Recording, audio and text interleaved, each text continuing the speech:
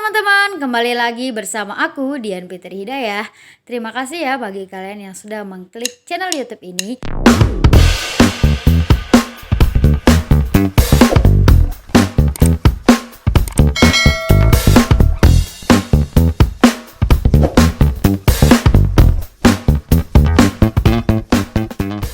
Oke, sekarang kita sudah tersambung dengan Kak Mei. Halo Kak. Halo, selamat Apa kabar? pagi. Apa kabar nih Kak? Alhamdulillah baik dek. Gimana kesibukannya sekarang Kak? Apa aktivitasnya? Masih seperti biasa kesibukan pada umumnya karena kan inilah lagi suasana new normal pasca pandemi. Sekarang kan lagi proses penyesuaian. Oh iya nih Ya, Kak. gimana? Coba ceritain deh nih Kak ke teman-teman gimana sih Kakak ini bisa pergi ke pelosok Indonesia ini dengan mengajarkan anak-anak atau yang itu namanya programnya sekolah semesta ya? Oh, yang sekolah semesta ya? Iya ya. Itu gimana sih ceritanya nih Kak? Coba ceritain dulu dong. Kok bisa gitu? Itu siapa pertama kali yang mencetus sekolah semesta itu? Jadi gini, sekolah semesta ini kan sekolah ini ya informal yang sebenarnya kami itu terinspirasi dari ini banyaknya kegiatan teman-teman yang waktu kuliah mereka itu ini loh selalu buat kegiatan yang positif. Saya lagi sibuk kan jadi mahasiswa tapi selalu menyempatkan waktu untuk berbagi ke anak-anak lewat dunia pendidikan. Terus kami berpikir begini, oh ini keren loh. Untuk berkontribusi secara nyata di bidang pendidikan. Kan? Dari itu pas waktu kami selesai kuliah, kami ini kan suka traveling. Iya. Ya, orang bilangnya itu nekat traveling karena inilah minim budget, nggak ada persiapan, tapi tiba-tiba selalu sudah ada di tempat yang satu ke tempat yang lain. Terus waktu itu sekitar bulan tahun 2000 tahun kemarin lah. Alhamdulillah ini lagi dikasih rezeki untuk menginjakan kaki di ini bumi Maluku Utara. Tapi bagaimana nih Kak dengan itu kan sudah banyak ya Kakak udah melalui ke beberapa daerah itu Kak. Sudah banyak daerah sih deh, hanya untuk sekolah semesta itu kami itu fokus pertama kali dan sampai sekarang itu masih fokus di Maluku dan sekarang masih jalan hanya karena corona jadi aktivitas belajar langsungnya itu diistirahatin dulu tuh. Tapi gimana sih tanggapan atau sambutan dari masyarakat di sana itu, apakah dia bisa menerima, terbuka, welcome atau seperti apa nih Kak?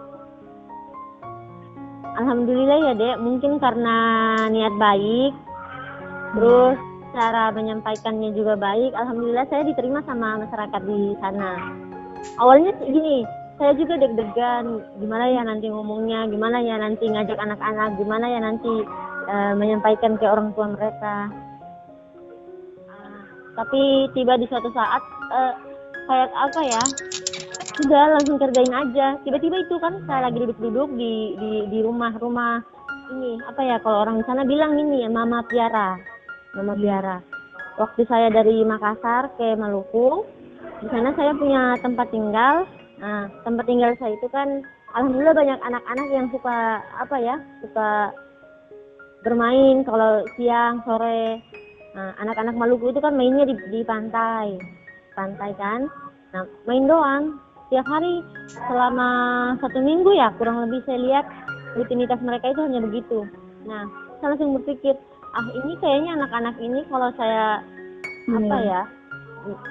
buat mereka lebih bermain sambil belajar kayaknya keren deh. Nah, saya langsung ajak saja, dan respon mereka itu bagus karena mungkin gini ya, mereka lihat kami itu kan orang baru.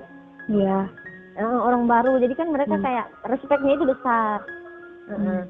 Dan saya juga cara ngajaknya itu ngasih permen, kue, ini.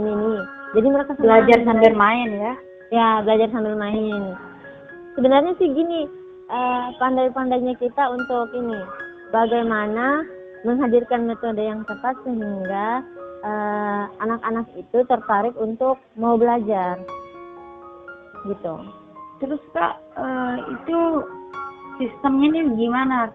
Kakak yang menginap di sana atau seperti apa, itu berapa hari dalam satu, misalnya mau ke daerah ini, targetnya itu untuk mengajar ada ditargetkan Kak berapa hari gitu untuk berdiam di suatu daerah untuk mengajar adik-adik itu? Terus yang diajarkan itu seputaran tentang apa, atau misalnya belajar baca lah apalah kayak gitu? Itu ya deh, jadi gini, kami itu kan ini masih kemarin itu masih proses penyesuaian, jadi kami itu tentunya punya target. Kemarin kami sempat ngajar secara langsung itu kurang lebih berapa bulanannya, adalah beberapa bulan. Nah, setelah itu kan kami posting di sosmed, dan alhamdulillah teman-teman yang juga teman-teman mahasiswa, teman-teman yang juga peduli pendidikan yang notabene orang sana kemudian tertarik untuk gabung. Nah, saya ajak kita gabung, kolaborasi, mereka mau jadi bagian dari sekolah semesta sebagai relawan pengajar. Ya sudah, kita ngajar sama-sama kan, kayak gitu. Dan sampai sekarang masih jalan. Itu jumlah anak yang ikut gabung sama Kak Ama itu cukup banyak ya Kak di sana? Banyak loh yang mau diajar itu. Iya, tapi iya, kalau dari anggota Kakak sendiri banyak yang ikut atau gimana itu untuk ikut bergabung untuk mengajar adik-adik itu, kira-kira beberapa orang gitu? Banyak dia, kurang lebih 10 orang lah dengan profesi dan kesibukan yang berbeda-beda. Kan kegiatan ngajarnya kan Sabtu Minggu. Misal nih, ada beberapa relawan sekolah semesta yang pegawai negeri kan. Nah, dia kan libur nih Sabtu Minggu ya udah dia gabung menjadi relawan pengajar. Oke, kalau iya ya. Kalau biaya sendiri itu seperti apa Kak? Biaya untuk berkunjung ke daerah-daerah itu sistemnya kalian yang mengeluarkan atau gimana ini Kak? Nah, kalau pembiayaan untuk kegiatan-kegiatan sekolah semesta itu ya, pada umumnya sih ini dana pribadi ya, dana pribadi saya, terus dana pribadi teman-teman, terus juga ada beberapa yang ikut berkontribusi, karena ini kan kegiatan sosial ya, dan alhamdulillah selama saya selalu buat kegiatan sosial itu, kontribusi teman-teman itu keren deh. Mereka kan mungkin ya di gini, mereka nggak dikasih kesempatan untuk bukan nggak dikasih kesempatan sih, mereka nggak punya kesempatan untuk berbagi pengetahuan kan. Jadi mereka yang punya budgeting, punya uang, mereka ini berkontribusi lewat materi yang mereka punya gitu. Terus itu Kak, selain Maluku daerah mana aja yang udah Kakak kunjungi?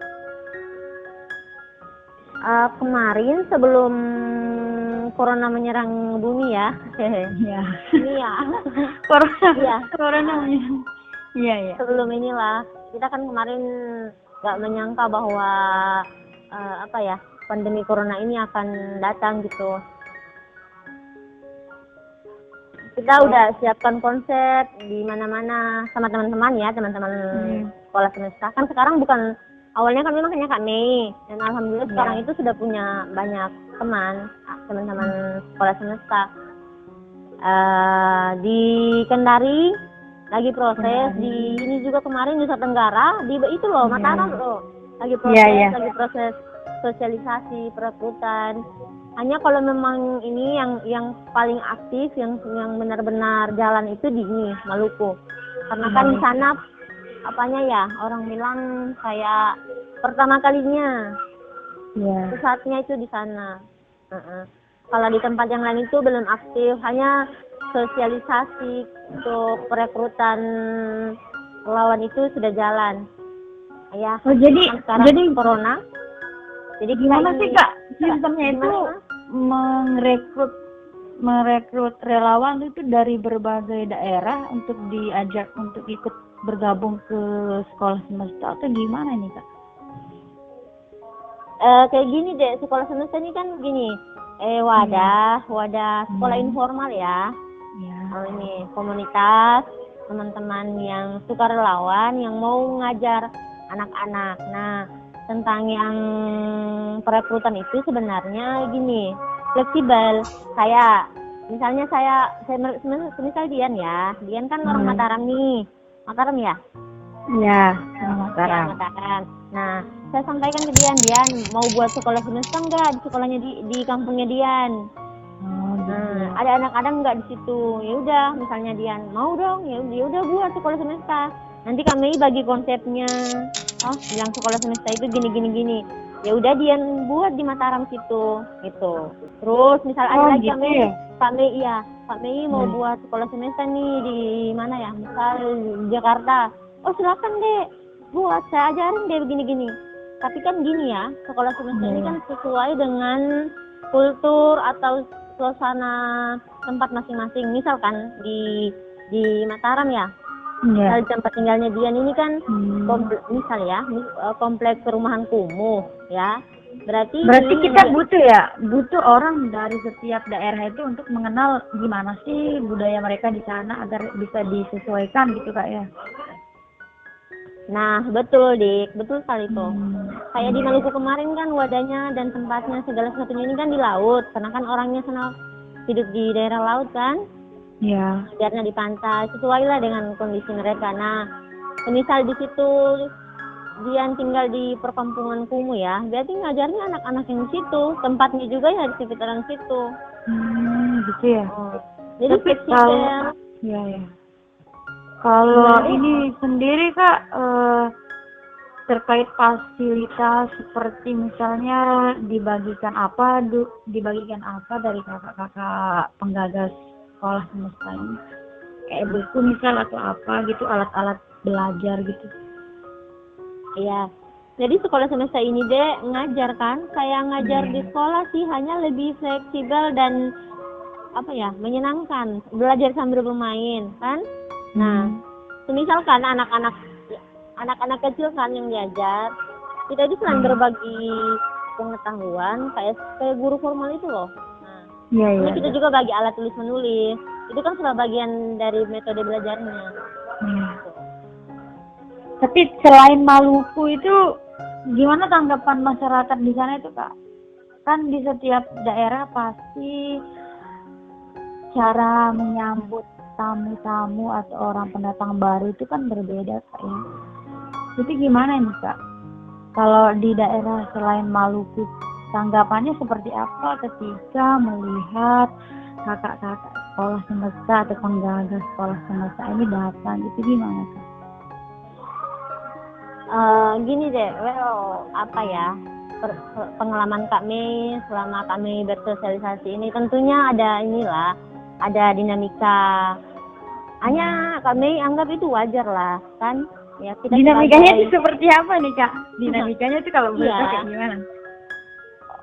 Kalau kami sih anggap itu masih normal saja, namanya hal baru kan, sama orang baru datang berarti mereka harus pertanyakan dong apa dan bagaimana. Nah, kami itu alhamdulillah saya bikin kesimpulan aja deh, alhamdulillah diterima kok di masyarakat.